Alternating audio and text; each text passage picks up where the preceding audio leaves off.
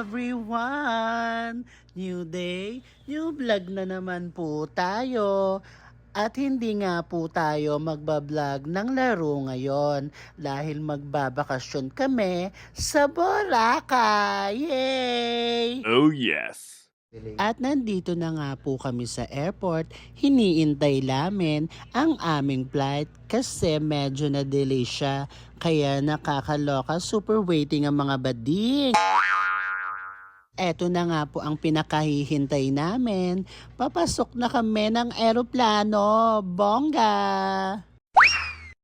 Habang nagbibideo nga ako dyan, papasok na kami.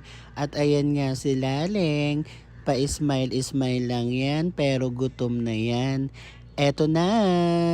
This is it. Nakapasok na nga kami sa loob ng eroplano at hinahanap na nga namin ang aming number seat.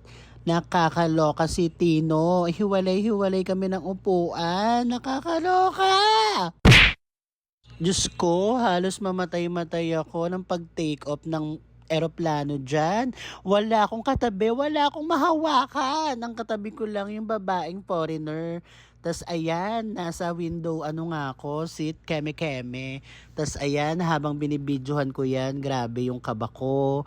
Lahat halo-halo, takot sa matataas. Basta yun na yun.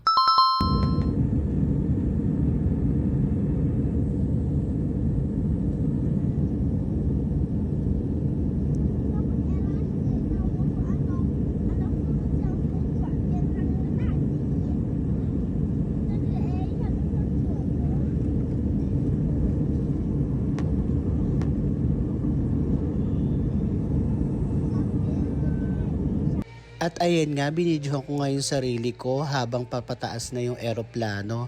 Grabe, sobrang kaba ko. Tapos, alam mo yung netipong dinenervyos ka, nakakaloka. Wala akong makapitan kasi nga ang layo-layo nila.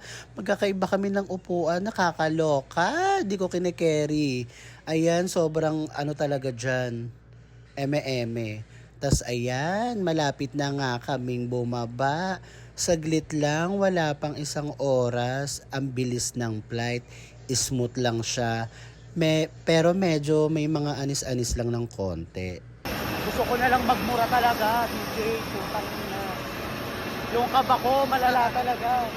Kasi hindi mo kakayanin. Alatang kaba, kabaklaan. Puro mga kabaklaan lang, putang ina. So naloka talaga ako, bakla. As in, putang ina. Alam mo yung wala akong makapitan kasi mag-isa lang ako doon. Wala akong katabi. Putang inang yan. Nakakaloka, mga demonyo. O sige na, bye. Ayan, at dito nga, another sakay na naman kami. Nakakaloka, puro sakay-sakay. Nakakapagod yung biyahe, pero sulit naman siya. Ayan, palakad nga kami dyan, tapos papunta na kami sa bangka. Doon naman kami manggugulo. Tapos ayan nga, si Mayor Lim Atienza, nakakulay pink. Nakakaloka. Tapos ayan si DJ. Ayan kami lahat. At nakaupo na nga kami dyan. Pumaandar na yung bangka. Medyo kinakabahan kasi nga medyo maalon. Hapon na kasi kami nakarating dyan, kaloka. Nga, naghahanap na naman kami ng sasakyan ulit, kaloka. Ang daming sakay-sakay. Tas ayan nga, nakasakay na nga kami dyan kay kuya. Walang tunog yung sasakyan niya, bongga rin ha. Tas ayan, tamang video-video lang ako dyan. At eto na nga, ginabi na kami. Ayan, gumala kami kasi pagkadating namin ng Bora, natulog kami. Tas ayan, diretso lakad, namamasyal, naghahanap kami ng makakainan dyan kasi medyo nagutom ang mga bading. Tas ayan, video ako while walking.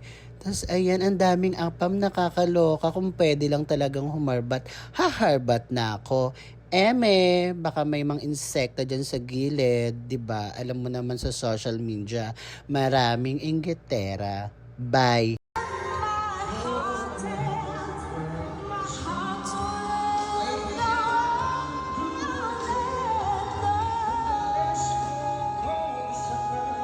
At dito nga po kami napadpad sa Jerry's Grill and Chemistry.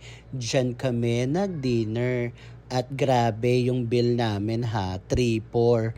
Nakakaloka, medyo hindi naman ako nabusog. Sakto lang, sana pala nag-Jollibee na lang kami. At ayan nga, lumabas na nga kami sa Jerry's. Palakad-lakad na kami ulit, maglalakad-lakad, mamamasyal-masyal.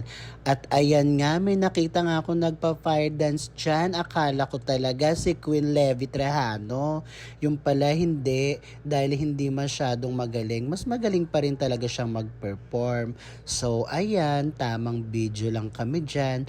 Andito kami sa likod, tapos ang dami nagbibideo. Wala namang nakakawaw. Pero super video sila dyan ha. Gusto ko nga sigawan yung bakla dyan, nagalingan naman niya. Para naman maraming magbigay ng tip, 'di ba? Nakakaloka talaga ang araw na 'to. Sobrang pagod talaga, ang daming ginawa, ang daming sinakyan. Kaloka. Ito na nga po tinatapos ang aming day 1 dito sa Boracay. At gusto ko lamang pong pasalamatan ang RD Travels and Tours para sa aming booking pa-flight papunta dito sa Bora. Sa mga gustong pumunta dyan, mag-book na kayo. See ya! Bye!